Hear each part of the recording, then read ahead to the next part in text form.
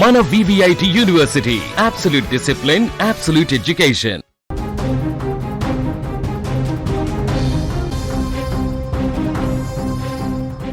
అసలు చిన్నారి జ్ఞానేశ్వరి ఎక్కడుంది? 5 రోజులుగా తోట అడవి జల్లెడ పడుతున్న ఆచూకీ దొరక్కపోవడానికి కారణమేంటి? డాగ్ స్క్వాడ్ సైతం ఎందుకు చేతులెత్తేసింది? తుని చిన్నారి జ్ఞానేశ్వరి మిస్సింగ్ కేసు ఇప్పుడు కోస్తా తీరంలో పెను సంచలనంగా మారింది. టెక్నాలజీ ఉంది, పోలీసు బలగాలు ఉన్నాయి, క్లూస్ టీమ్స్ కూడా అక్కడే ఉన్నాయి. అయినా సరే 5 రోజులుగా ఆ చిన్నారి జాడ దొరకడం లేదు. ఈ మిస్టరీ వెనుక ప్రకృతి కూడా ఒక విలన్లా మారినట్టుగా కనిపిస్తుంది.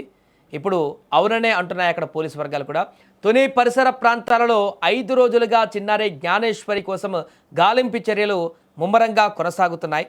అక్కడ పోలీసులు ఏ ఒక్క అవకాశాన్ని వదలకుండా ప్రతి చోట కూడా క్షుణ్ణంగా వెతుకుతున్నారు. కేసు తీవ్రతను బట్టి రంగంలోకి దిగినటువంటి స్నేపర్ డాగ్స్ను కూడా అక్కడ సెర్చ్ ఆపరేషన్లోకి నిమగ్నం చేశారు.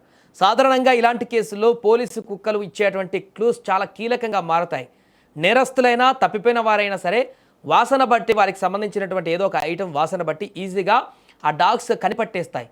ఈ కేసులో మాత్రం ఆ డాగ్ స్క్వాడ్ కూడా ఏమీ చేయలేకపోతుంది. దానికి ప్రధాన కారణం ఈ 5 రోజుల్లో అక్కడ కురిసినటువంటి భారీ వర్షం. సో అందుకే అక్కడ పోలీస్ డాగ్స్ కూడా ఆ యొక్క ఆనవాళ్ళని పట్టలేకపోతున్నాయి అనేటువంటి ఒక సమాచారం అక్కడి నుంచి మనకు తెలుస్తుంది. ఎందుకంటే వెల్ ట్రైన్డ్ డాగ్స్ని అక్కడ దించారు. పాప యొక్క గౌను, ఇతరతర దుస్తులకు సంబంధించిన వాటిని వాసన చూపించి కూడా ఆ డాగ్స్కి ట్రైన్ చేసి పంపించారు తోటలోకి గుర్తుపట్టడానికి ఎక్కడైతే ఆనవాళ్ళు ఉంటాయో.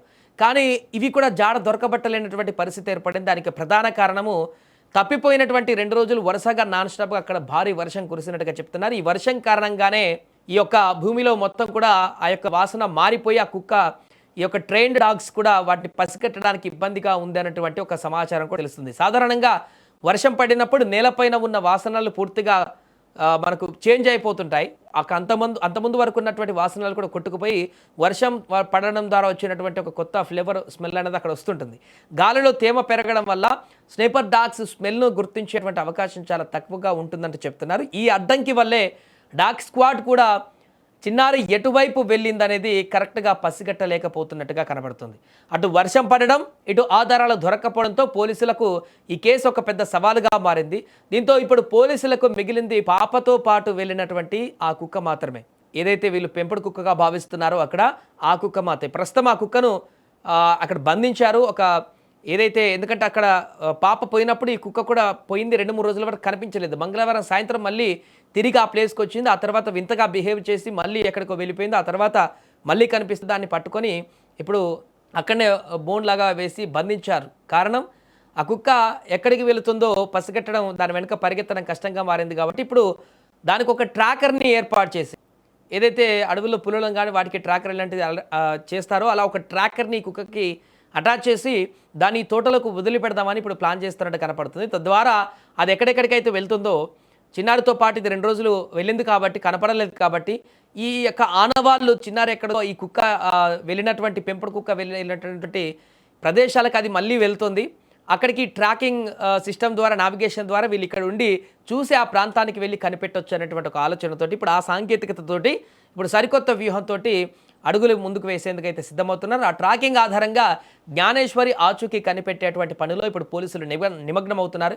మరి ట్రాకింగ్ ద్వారానైనా ఆ పాప ఆచూకీ ఏమైనా కనిపిస్తుందా, లేకుంటే ఇది కూడా ఇంకా క్లిష్టంగా మారుతుందా? ఏదేమైనా కూడా డాగ్ స్క్వాడ్ కూడా దొరకనటువంటి విధంగా మారినటువంటి పరిస్థితులు ఇప్పుడు అక్కడ ప్రతి క్షణం కూడా ఉత్కంఠకు దారితీస్తున్నాయి. అసలు పాప ఎక్కడికి వెళ్ళింది, పాప ఆనవాళ్ళు కూడా కనిపించకపోవడం, పాపను ఎవరైనా కిడ్నాప్ చేశారా, కిడ్నాప్ చేస్తే వారు ఎక్కడికి తీసుకువెళ్లారనేటువంటి ఔటర్లో ఉన్నటువంటి అన్ని ప్రాంతాల్లో కూడా తనిఖీలు చేసిన ఆధారాలు దొరకకపోవడం ఇది ఒక పెద్ద సవాలుగా మారింది పోలీసులకు. అన్ని రకాల వ్యవస్థలు కూడా నిమగ్నమై ఈ యొక్క కనిపెట్టడానికి ప్రయత్నాలు చేస్తున్నప్పటికీ కూడా ఇంకా ఎలాంటి 1% ఆచూకీ కూడా దొరకకపోవడం అనేది తల్లిదండ్రులకైతే తీరాని శోకాన్ని మిగులుస్తుంది. ఏదేమైనా ప్రస్తుతం ఒక ట్రాకింగ్ సిస్టాన్ని ఏర్పాటు చేస్తున్నారు కాబట్టి దీని ద్వారా అయినా ఆ పాప ఆచూకీ లభిస్తుందా లేదా అనేది వేచి చూద్దాం.